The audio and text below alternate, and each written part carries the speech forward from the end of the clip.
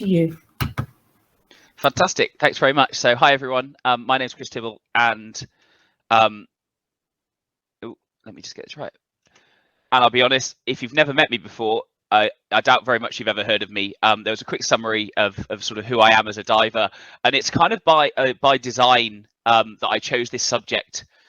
Because I'm not, an instructor. I'm not an explorer. I'm not, any kind of medical professional or an expert in my field. I'm just an average Joe, the sort of person that you would meet on a dive boat. And so, just a few things about me. I did learn to dive in 1995. Probably the coolest thing that ever happened in my life was I was watching telly with my dad. And I sort of said, "Oh, that diving looks cool. I'd like to have a go at that." And my dad was like, "Oh, I know a guy who teaches diving." It turns out the guy that he knows was actually the person who taught Blue Peter, all the people from Blue Peter, which for those of you who aren't in the UK, was the most popular children's TV program, sort of from the 1960s all the way through to the 1990s. And he basically taught all of the people in Blue Peter to dive sort of between the 70s and the 90s. And I got to learn how to dive with the production team, basically, at Blue Peter. There was a presenter who was supposed to be there, but he was busy that weekend. He wasn't a very good one anyway, so I didn't mind too much. I got very into diving at that point and made it pretty quickly up to BZAC dive leader. And then in 1997, I realized that a single tank wasn't really doing it for me. I wanted to dive deeper. I wanted to dive longer. And so I got into tech diving. I didn't know that word at the time. I didn't actually know anything about tech diving. I pretty much made it up myself. Most of the people in my dive club were not, tech diving, weren't into sort of pushing those kind of limits. So I got my trusty Buddy Commando, which I'd bought secondhand. I got some Buddy twinning blocks. I bought some tanks from a guy that I met in the pub, and sort of went off and did it all by myself, and found a couple of other people who were into it as well. And we took all our mismatched gear and sort of started doing some actually relatively advanced diving that we probably shouldn't have been doing. Lots of regulators. By my logic, more regulators was better. And I think at one point I had 4 on 2 for each of my independents, and I thought, well, my buddy's going to want to breathe off both of my tanks, so I better have 2 octopuses as well, octopi. And so that's kind of where I wound up.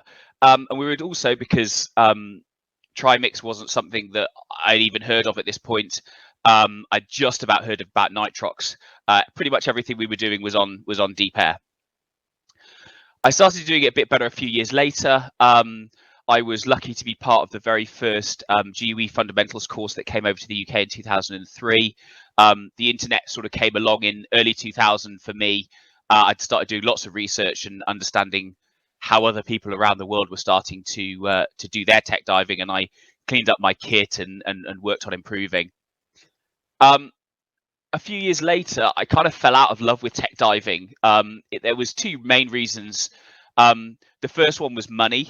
I was earning at the time about £1,600 a month. I was actually worked out then. I sat down and worked out I was spending £1,200 a month tech diving, as many weekends as I could, which, as you can imagine, wasn't exactly conducive. Rent was not that cheap, even in the sort of late 90s, early 2000s.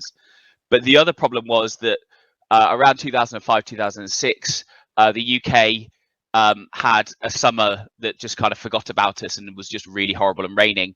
And I basically wasted a few £1,000s on dives that never happened.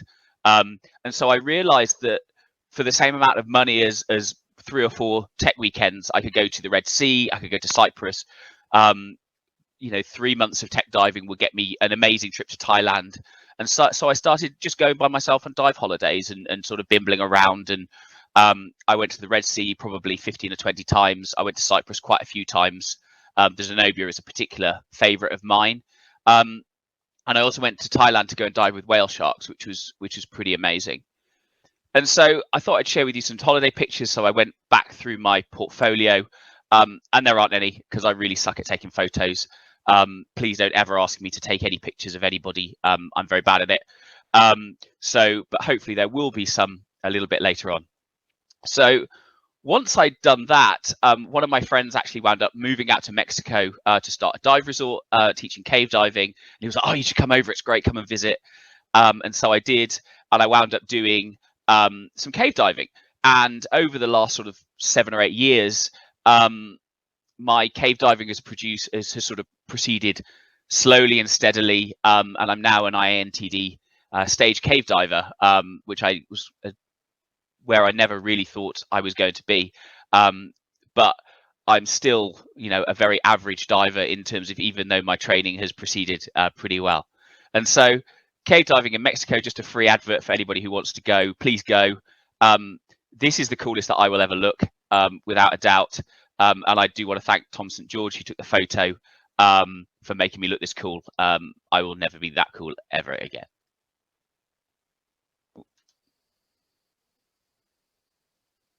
And so I had one thing I wanted to talk about was what happened before I learned about human factors, and some interesting incidents that I've had. As I said earlier on, I've had a number of times where I probably shouldn't still be here because I've done a lot of really, really dumb stuff in my diving career. And so I wanted to pick up on a couple of things, one of which was directly involved me, one of which was something that almost happened to me.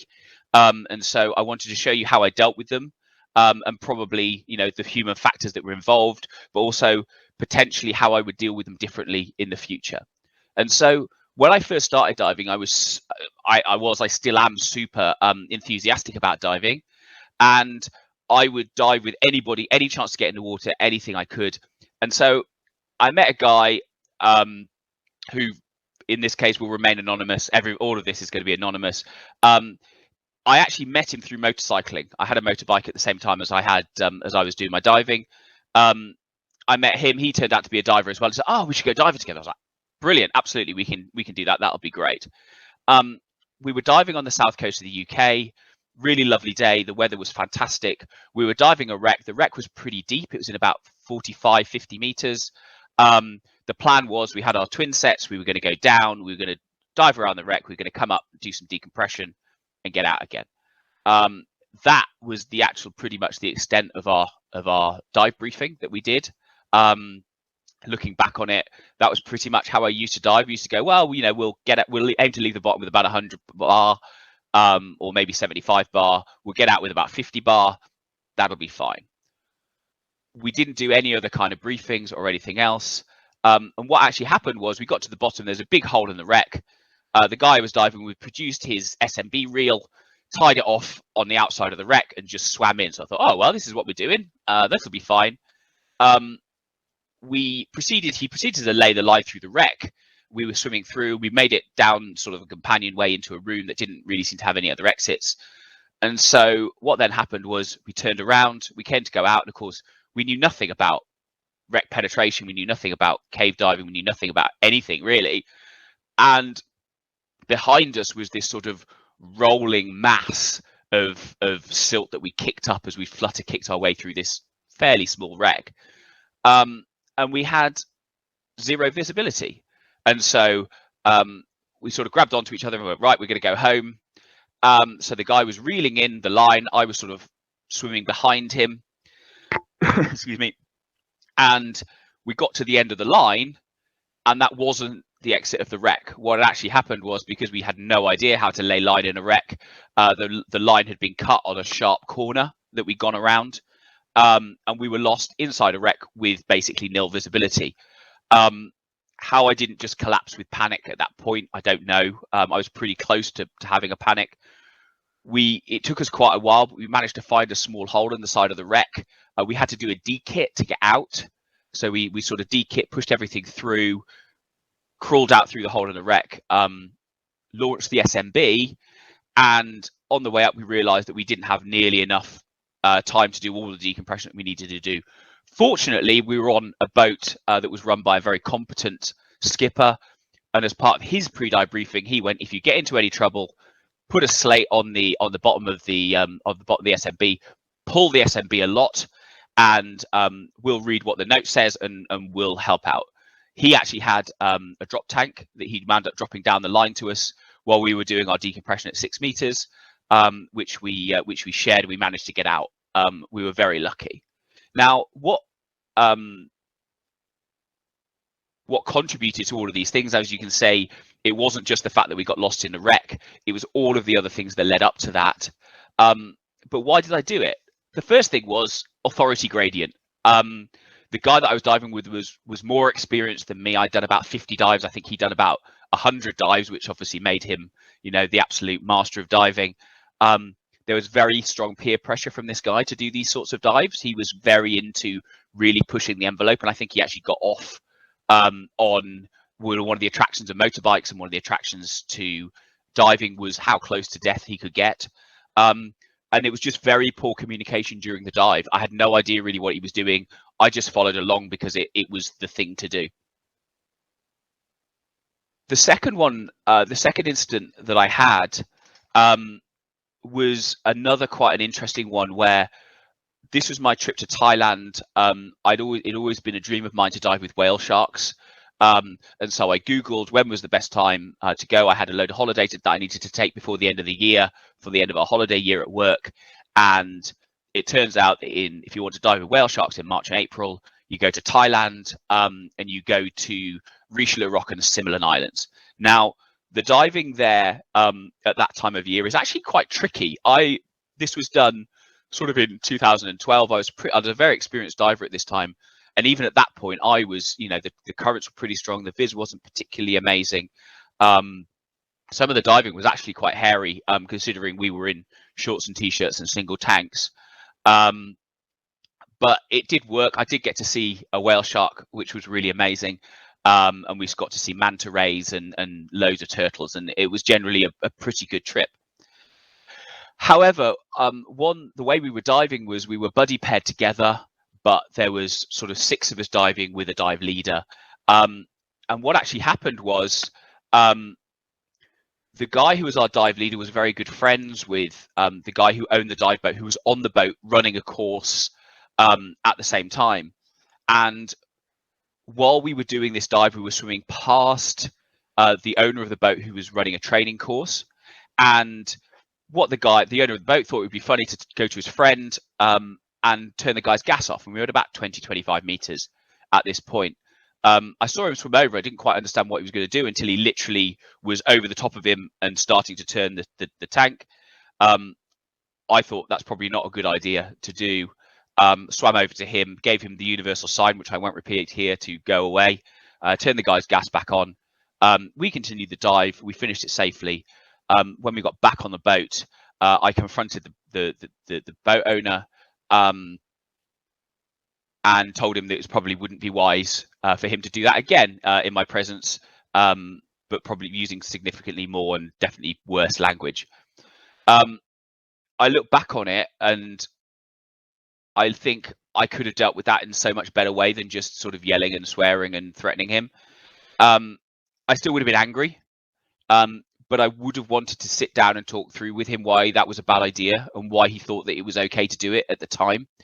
The other thing that I didn't do was report him to the agencies that he was working for, because what he was doing was extremely dangerous and put his clients at risk. And those are the things I think I would have done. I would have been more reasonable. I'd like to think that I wouldn't have shouted. I probably still would have done. As we'll see in a future example, I still didn't behave in quite the way I wanted to when the shock of what had happened was still very raw. And so after 2012, I'd sort of discovered human factors. I was very lucky. I had a mutual friend with Gareth. I actually met him at a barbecue, and he was talking to other people about human factors in this paper that he was writing or finishing, I think it was at the time. And I didn't really say anything, but I listened and I was like, oh, that really makes sense. All the stuff he was talking about was like, this is what I was looking for in terms of there has to be a better way of doing things than just sort of running through via bravado and just sort of making things up as you go along. The other thing that really pushed me over the edge was Gareth very kindly donated the microclass on a USB stick for free for us at Cave Camp, which is a cave diving festival that happens in September. In fact, it's just finished today. Normally I would be there. Unfortunately, due to COVID and a couple of other situations, I couldn't make it this year. And I watched that and it was fascinating. And then I followed the process for HFID. I went to the 2-day course.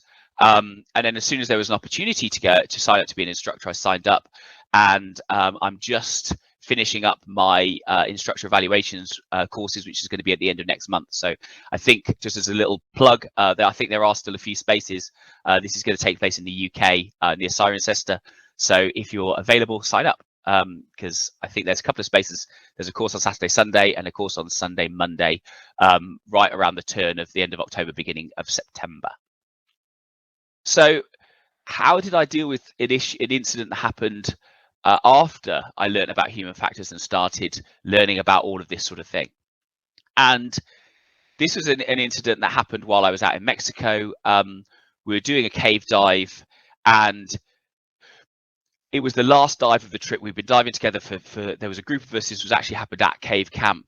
There was a group of 4, and we were diving in 2 teams.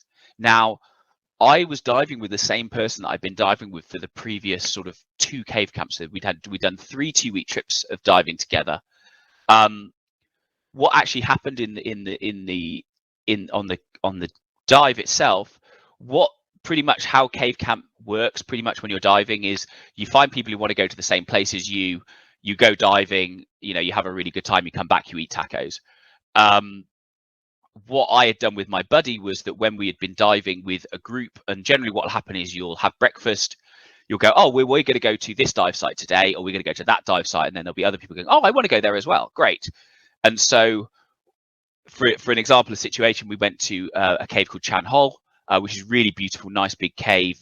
There was 5 of us diving, and at the start of that dive, I was very clear that even though there was 5 of us diving in the same direction, doing the same dive, we were a team of 2 and a team of 3. Of course, what then happens is, as you keep going throughout the week and you're diving with lots of different people, you just sort of assume that that's the way that things are going to be working. We were doing a dive where this dive where the incident happened, there was 2 groups of 2. We made it to the end of the line, or not quite the end of the line, but the end of the space where a back mounted diver could get through, but side mount divers could go through. I was the only back mount diver in the group. So what happened was we made it through. There was a big restriction and a little restriction. I made it through the big restriction. While I was swimming through, the other 3 divers had a little conference to say 2 of those divers were going to buddy up. My buddy and one of the people from the other team were going to buddy up and continue through the restriction, and I was to swim back with the person who didn't want to go into that restriction. Now, because I was swimming through the hole, I missed that whole communication. And what actually happened was, when I got to the small restriction, I turned anti-clockwise, and as I was turned away, the other 2 swam behind me further into the cave. I swam out, and they weren't there. So I sat and waited, and the other person was going, well, we need to go. And I was like, well, I'm not leaving my buddy. My buddy's somewhere. I've got to wait for them to come back. We were obviously all separated. By the time they came back, I was pretty much into my final third. I was at my final third. We swam home pretty quickly, and I came out with about 20 bar of gas. Now, I know from experience that my regulator pretty much stops giving me gas between sort of between 12 and 15 bar. So I was not particularly far away from running out of gas. Now, as you can imagine, I was quite upset with the fact that my buddy had left me. And I, again, did a lot of shouting, which again, was not very helpful at all, but was actually quite helpful for me because it got all of that stress out. But why did it happen? So the first thing was communication. We didn't brief the dive properly up front. I had poor situation awareness. I didn't know where my buddies were when I was doing the swim into this small restriction. We also had uncertain leadership. We got to the stage where the 4 of us had actually dived together a few times before. We're all pretty laid back people. And we'd actually wound up not really knowing who was in charge, who was doing what, who was leading. We just sort of all swam along and sort of did our own thing. The other thing is the plan was overly complicated. What we'd actually done was we'd done a stage dive, and we dived sort of along the main line. We'd taken a jump. We'd then swum back onto the main line, back to the entrance, dropped our tanks, and then dropped the tanks that we didn't need anymore, and then did this other dive, was almost a second dive within the first dive. Gas planning and calculations, all far too complicated. Now, what I actually did was, when I calmed down, was I wound up having a very long conversation. I actually had to drive back to the airport with my buddy, which gave us about an hour and a half to have a real heart-to-heart talk about what had happened, the diving that we'd done over the course of the 2 weeks, and how we could make it better, or actually whether we were compatible at all to dive together after our diving had progressed over the course of the 3 years. And that was the really positive part of the learning, that extra debrief and that really long, open and honest conversation that we had.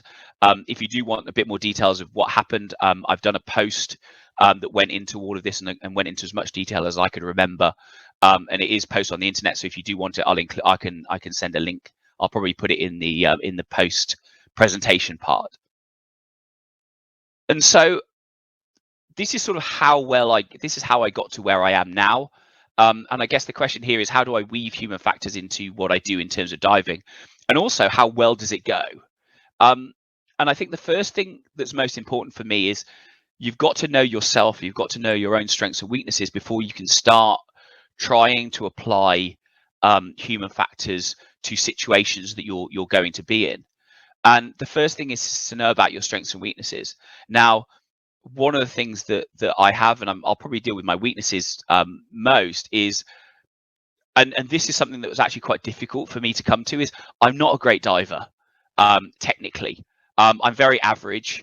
I might be I'm a much better diver now that I've done all of the training that makes me good enough to be a stage cave diver, but I'm still very much sort of lower middle of the pack if you look at those people who are qualified to that standard. And I was pretty much that way all the way through my diving. I got diving and I understood it and I love it, but none of the skills have ever come particularly easily to me. It's always taken a lot of practice. And what I do is I tailor my diving to suit. And people assume that just because I've got quite a lot of qualifications, I'm going to be a good diver, and I'm not really. I've always sort of feel like I've just squeaked through. And so I tend to not be at the forefront. I'm not doing the most adventurous diving that I possibly could, and I cut my coat according to my cloth. And I try to make sure that, and I make that clear to people, that I don't want to do those really, really sort of hardcore things. I just want to stay, well within my comfort zone, and I'll push my comfort zone when I'm ready, and really not before. The other thing I find that almost comes, that's what's made this difficult, is that I'm very easily led. I find enthusiasm very infectious.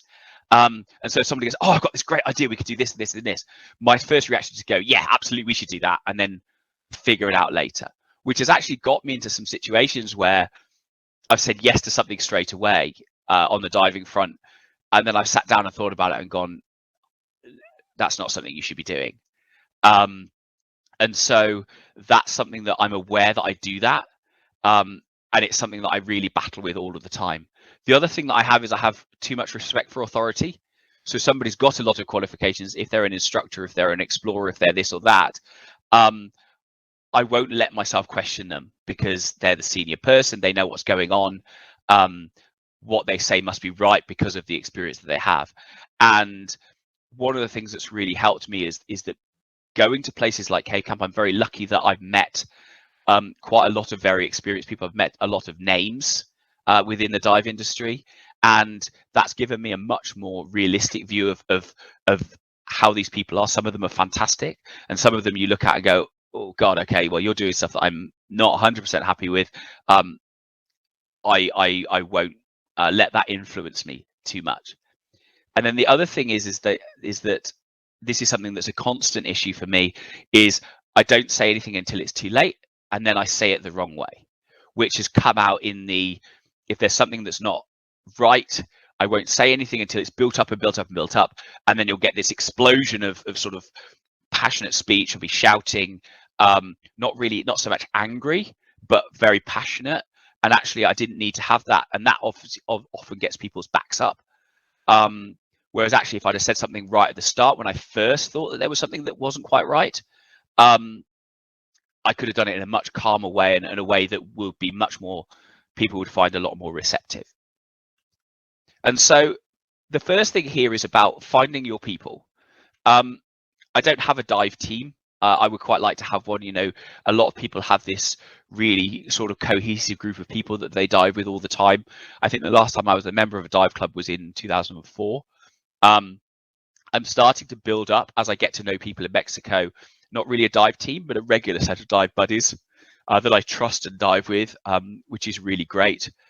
I dive with a lot of randos, with a lot of random people. I used to do it in the UK, where I used to have sort of deals with boat owners because I lived on the south coast and I was available.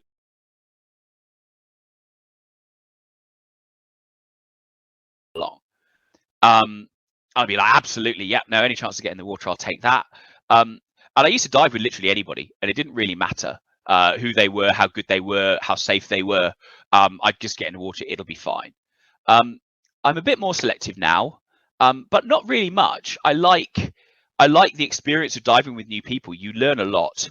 And it's always nice just to be in the water. And most importantly, I would prefer to tailor my diving to the divers than not dive at all. And I have been in situations where there's been a couple of options for the sorts of dives that we could do, a deeper, more complicated one, or a more complicated dive, or a simple dive. And I would rather do, if I'm not sure of the person I'm diving with, I would much rather do the simple dive. Particularly something like cave diving, where you're diving with somebody that you're not necessarily sure about. I'm quite happy to do a mainline dive up and down for somewhere that I've dived 10 times before, because I just love diving caves that much. It doesn't really matter where I go, than push the person that I'm next to or not being sure how that person will deal with doing something a bit more complicated. The other thing when it comes to human factors and about being realistic is most people don't care about this stuff or haven't thought about it. But some of them, and I would probably say most of them, like the idea. It's all very logical, and it's all designed to make your diving better, and people like that. You just have to be aware that you're not going to reach everybody, and not everybody's going to want to dive the same way that you do. The other thing is about how you can help other people or how you can make your own dive safely. The other thing is holding firm to your standards, and this has really been a sort of a key thing that a lot of people have been talking about is if you have lines that you don't cross. I will always do a briefing and a buddy check before a dive. If you won't do a buddy check, that's one of the few times I won't dive with you. Demonstrating is much more powerful than just talking. I'm a big talker, but I found I get much more positive results than if I just go, right, you see me setting up my kit and I do it in a very logical way. This is the briefing, but also being blatant about what you're doing in terms of this is why we're doing what we're doing. And actually, I'm naturally quite a loud person, and I've had some positive responses from other people who have heard what we're doing when we do the dive brief or when we do the debrief after the dive, and also be ready to take the time to explain what you're doing and why you're doing it. And that, I think, if you just say, well, we're doing this, that often gets people's backs up. But if you say, oh, we're doing this because I've never seen that BC before, or that's a regulator that I'm not really familiar with, could you explain to me how it works? That's why I want to know, just in case something happens. You get a much more positive response. Some people will get it. Most people don't really care, particularly when you're diving on holiday. For a lot of these people, it's the only time they'll dive during the year, or every 3 years, or every 5 years. They're on holiday. They're there to have fun. They're not really interested in talking about the deep minutiae of diving. They just want to get the kit on, get in the water, and go. And so what I tend to do is tailor the amount of sort of human factors I include to the sorts of diving that I'm doing. And so if I'm doing a bimble off a boat in the Red Sea, and we're at 12 meters doing a nice fun dive to look at coral and pretty fish, the briefing obviously will be quite a lot different than if we're doing a stage cave dive, going 2.5 hours back in a cave in Mexico. And also, a lot of this is about keeping it simple and making it easy, particularly people on holiday. If you're willing to take on the briefing, say, right, I'll do the briefing every time. They're like, brilliant, I'm on holiday, I can kick back and relax. I don't really have to think about it. I get what I want, which is a nice full briefing. And they get their, and they get to sit back and relax. The other thing I find is that probably the thing that brought in human factors that I brought in the most has been the idea of doing debriefs. Did them in the past, and quite often they were simple as well. We survived that, so that's a good job. Well done, us. Now I generally try and do a debrief after every dive. And again, when it's more formal or somebody that I know, we can sit down and do it. And I would love to use, Gareth's debrief model on a bit of paper every time. But quite often what I'll do is I'll make sure that, particularly on something like a liverboard, works really well, because generally you'll do dive, then food, then dive, then food, then dive, then food, dive, then bed, or chill out and then bed. And so you can do the debrief in a very informal way by making sure you have lunch with the person you just dived with, and then you can talk about the diving. Oh, what did you like? What did you not like? You can cover off pretty much everything in the debrief in a very conversational manner, in a way that actually makes it not feel like a debrief. You're just chatting about the dive, which is really what a debrief is at the end of the day. Me being the guardian of this and holding firm to my own standards is usually enough to make my diving safe enough for me to be happy to do it. It's really only in a situation where somebody's actively going, I don't want to do any of this stuff, that sort of it gets to the point where I'm not particularly happy. One thing I find is choosing the resort and the instructor that you use is quite important.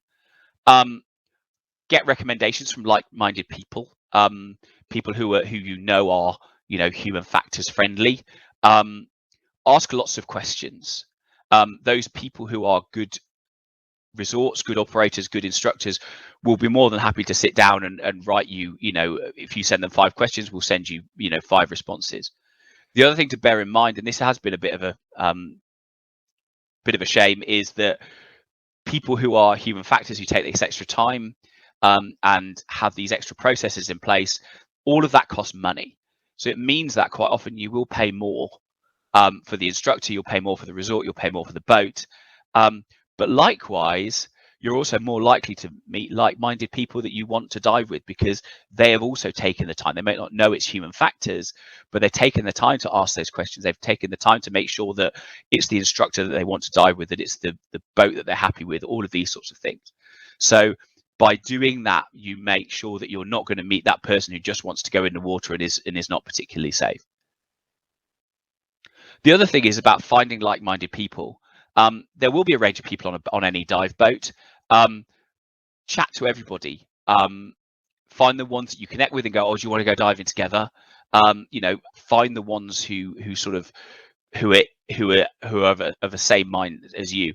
I find I set people generally into 4 different groups. I have people that I'll socialize with, but not dive with. People I'll dive with, but not socialize with. People who are both, I'll socialize and dive with them. That's about 95% of people that I encounter. And then there are some that are neither, and I could probably count over the course of my diving career. I could probably count on the fingers of one hand the people who fall into that neither category. The other thing that's really important, and this is something that is quite challenging for me, is to be sociable, to talk to people, even if it's hard, which it really is for me sometimes. But that's the only way you get to know these people, and you'll get to know new people to dive with, is to meet and chat and sit in the pub, and that's how you understand what their diving philosophy is, even if they don't call it that. And then, just to finish up, how has it gone? I'll be completely honest, it's been a pretty mixed bag, really. Because I am the sort of person I am, I'm sort of sociable and sometimes not, but I'm always very enthusiastic. I tend to find the like-minded people who are very enthusiastic with me, and they tend to be the ones who are open to this sort of thing, to talk about it and to want to hear what I have to say, and then I want to hear what they have to say in return. Sometimes I'm stuck on a boat with a bunch of people and I don't really connect with any of them, and I just want to go in. At that point, quite often what I will do is I will make sure I'm in, even though I'm an experienced diver, I'll put myself in the least experienced group, to make my diving as safe as I can, and I'll just bumble along behind the dive master, have a nice dive, pretty much do my own, not quite do my own thing, but sort of keep an eye on things, but make sure that I'm taking care of myself. I've never had, or almost never had, sort of a bad reaction to doing what I'm doing. There are some key learnings from earlier, but we'll maybe cover those off a bit later. The other thing is most people don't, and I'm talking here specifically about the recreational dive boats, day boats, holiday diving that a lot of people do, where you can turn up as a oneer. Most people don't dive enough to really care about it. They don't mind that you're doing all of this sort of thing, but they're here to have fun, not really to think deeply. Sadly, the person from the incident in the that I talked about post human factors, I don't cave dive with that regular buddy anymore. Our diving philosophies are just too different. What happened really was that we had a really nice time on our first 2 trips together, but in between the second and third trip, they got very much into UK cave diving, which by necessity has a very solo mentality because, the visibility is not good. It's very wriggly. And what they've done is they brought that philosophy over into our team diving. Now, I'm very much right up the other end when it comes to diving. I'm very much team oriented, and because of our diving philosophy, we don't cave dive together anymore. And I have to say, I'm very, very sad about that. I would happily dive with her and dive with them in pretty much any other circumstance. But on the plus side, I found a load of fantastic new dive buddies. I've got to dive with some amazing people, and quite often people I wouldn't expect. You sort of hold these dive names, these famous divers in quite awe, and you think, my God, they'll never come and dive with me. But to be at somewhere like Cave Camp where you're mixing with these people and eating with them and chatting with them, and for them to kind of go, oh, well, you're going there, I really want to go there, can I come too and join your team? You're like, oh, okay, yeah, of course, fantastic. And I feel very honored that I've been able to dive with a load of people who I wouldn't have even considered asking to dive, and they've sort of come along, and hopefully they've seen that I'm a relatively safe cave diver, and felt comfortable diving with me. And so that's pretty much my presentation. Oh, sorry, last part that I forgot about is I used to dive on gut feel. Does it make me feel good? Does this person that I'm diving with, do they make me feel confident? Do they not? That was pretty much my yardstick. And now human factors has given me a way of measuring something that before was just a feeling. So it means that I can go, okay, how good is their communication? How are they about closed loop communication? How are they about all of these other things that make up a key parts of human factors? I can now sort of talk to somebody and understand how they work, and I have a framework to measure against rather than just trusting my gut as to whether I want to dive with this person. And so thank you very much for coming to my talk. Please ask any questions that you have. I hope this has been useful in terms of how I turn cave diving, how I turn diving as an average diver, how I insert human factors into that. So thank you very much. Great job, Chris. Ange, it's time to field some questions. Hi, Chris. Thanks for that great talk. I'm sure a lot of people would be able to, get some relevance out of that to themselves. While we're waiting for any other questions, I've got a question for you. When you think about the cave incident that you talked about, how would you do things differently? Now you've had some hindsight and the venturing into HF. How would you do things differently next time should you have found yourself in that situation, looking back? Yeah, I think there were a couple of things. One, I didn't really mention it I sort of mentioned it but didn't call it out. There was a lot of drift that had happened we'd been diving together for 2 weeks, and we'd sort of been working around each other, around the way that we'd both dived, because our diving had really started to diverge in terms of style. And I didn't quite have the confidence to say, oh, there's something that's not quite right. What is it? Why are we not connecting in the same way that we did? That was that. The other thing is, and this is something that I constantly battle with, is not having that immediate emotional response. It didn't help at all. In fact, it made things quite a lot worse. Yeah. I think probably what I needed to do at that point was just walk away, take some time, calm down, and then come back. And that takes courage as well. It does, and it takes self-knowledge as well, that you feel this sort of emotion rising within you, and you need to let it out, but you need to not let it out at other people. And I think that was that. But I hope that the insights that I learned from this incident will prevent me from having a similar incident, because I know that what really caused it was set a week and a half before. Yeah. And it was about then not holding that, not being or accepting it and not speaking up. So there was precursors to that situation. Always, yeah. And and you watch you watch the documentary that Gareth did, and it wasn't the fact that he forgot to turn his O2 on. There were 15 or 20 different factors on the run up, and it was exactly the same in that call, in that one as well. It was the last dive of the trip, so we were like, oh, it's the last dive of the trip, we'll just have fun and have a great time. We hadn't been diving together particularly happily the whole time. All of these things have sort of fed into this final incident. Okay. Is there anything from human factors that you've not brought into your diving yet? And how have your thoughts come along with that? I think the first thing is that the main thing actually is checklists. I'm incredibly forgetful. The number of times I've gone to a dive site, and this happens way more often than I would like to say. I left my undersuit at a dive site once and had to get somebody to, bring it back for me. I went to a dive site in Mexico with one fin once. I put my computer under somewhere safe. It was so safe I didn't know where it was. And all of those things could have been prevented if I had a very simple checklist that just went, right, before you leave the dive site, make sure that you've got the following items. I think checklist is probably the big thing for me. I've heard about it a few times during the course of these presentations, and it's something I've just got to get off my arse and get done, basically. Okay. So thank you very much. We don't have any further questions. Chris is in the room. We do. Chris is right there. Oh, Chris, sorry. There you are. Hi, Chris. All yours. Yeah. Hi again. Hi, Chris. Hi. Thanks Hi for there. the great presentation.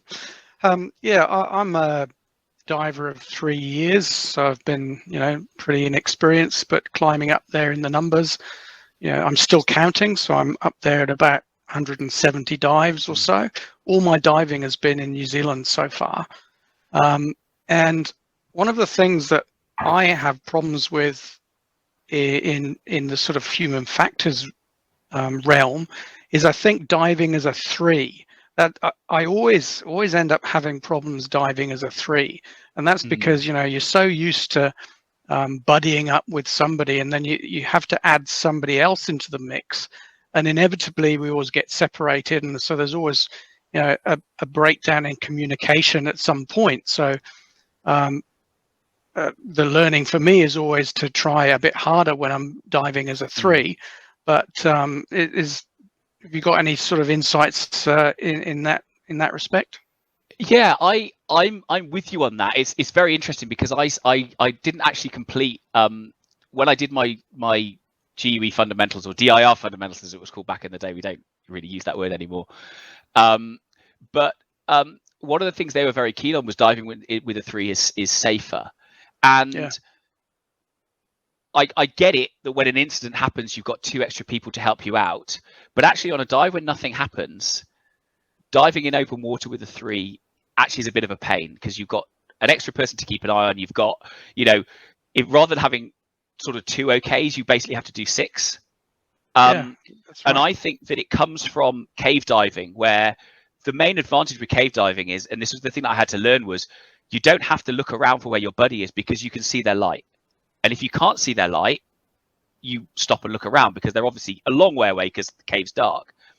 So what I found was that we started diving as a 3 before we had sort of lights. And you're right, you spend a lot of time going, okay, well, I know where that buddy is, but I don't know where that one is. Where's the other guy? Or you wind up with the person who likes to sort of, there's a buddy pair here, and you wind up with the person who sits above and behind you. And you sort of spend the whole time going, are they still there?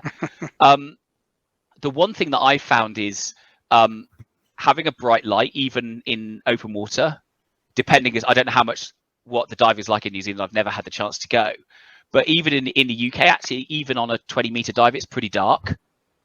And if you all have really nice bright lights, you can keep an eye on people by understanding where their lights are. You have to sort of go over light discipline, which is something that I got very much from my cave diving. And I think that's something that you can bring into regular diving as well. But I do actually think in sort of very bright recreational type diving, I do think diving as a 2 is better. And I would probably try to do that as much as possible. I can't think of anything as an average diver. You could do diving as a 3 in really nice bright situations. Maybe find another person and dive as 2-2s. More people and then you get the concept of who's going to be the leader of the foreship. So, which is exactly the problem I had.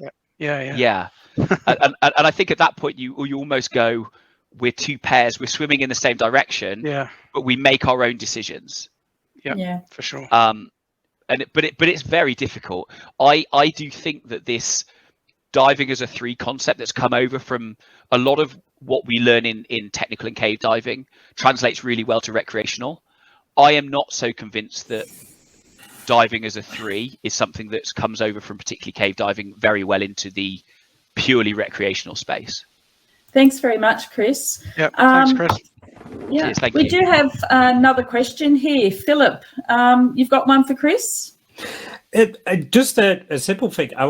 Am I right in presuming that you're not an instructor at all, Chris? No, I taught at university because they were like, I went I went to university as a trained diver, which is very unusual. And they were like, oh my God, somebody who's trained, let's go diving. You can teach. And so I went through it and I did it and I taught for 4 years and I had a lovely time. But when I finished university, I was like, I can either do tech diving or I can instruct. I don't have the time or the money to do both. And so I went the tech route. Yeah. That's kind of interesting because that's almost exactly what I did, in the fact that I was in a university, a BSAT club that was like a special branch. And this was a long time ago. And in those days, it was almost see one, do one, teach one, because they had sort of exemptions. So, that was the only time I instructed. And then I found myself over the years, I kind of didn't, funnily enough, things I was talking about earlier on kind of made me not end up as an instructor. And I've just sort of dived for pleasure until the last few years. And now I've kind of in the diving business from a strange sort of route. But no, it was just interesting because you kind of, the way you talk is those sort of characteristics that I would look for in an instructor, in the fact that you've got that kind of humility but confidence sort of thing. You're happy to talk about these things, but you seem to be quite self-deprecating in how you sort of talk about yourself and your diving. So it's just interesting to hear. There's some great observations there, Phil. Thanks very much for that. We do need to wrap up on time, but we do have one last question from Lisa. Yeah. Can you hear me, Chris? Yes, I can. Yes. Okay. Well, thank you so much. First of all, incredible presentation, and it really nearly everything you said resonated with me. I am not a tech diver. I'm a recreational diver, just like Chris has been diving coming up on 3 years. One thing I wanted to ask you is in terms of buddies. And again, I could go on and on because everything you said really resonated with me, a lot of your examples. But a recent incident that I was on, a recent situation I was in, I had a buddy that I had not dove with before. I've known her for a long time, but I've never had a dive with her. And I found that I didn't think that we should go over too much of the fundamental skills before we jumped in, because she's experienced and so am I. Well, one of the things that I found was that she circled above me the entire time, and I spent the whole time looking for her versus doing her dive. So my question for you, and I see we don't have much time left, is how have you approached an experienced buddy to say, hey, are we still on the same page with even some of the basic stuff? Yeah. Do you? Sorry, I know it's 10 to. Do you want to take it into the other room? Is that okay? That's a great idea, Chris. Because I've got quite a bit to say, and I think we'll probably go over, and the producer will remind me. Thank you. So yeah, if you go into the lobby, and then there's like a room 2 thing. Sorry, I'm stealing your thunder, Ange. Thanks. That's all right, Chris. That's right. You're doing it really well. Do you want a job? Yeah. Okay. So Chris will be heading over into the lobby. There is a room there called Meet the Last Horse Speaker. If you head over to the number 2 hall, you'll be able to carry on the conversation with Chris.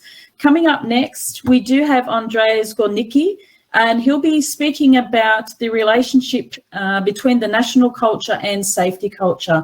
So we'll see you in about 10 minutes time, 9 minutes time. We're getting closer. So get a recharge, and we'll see you back soon.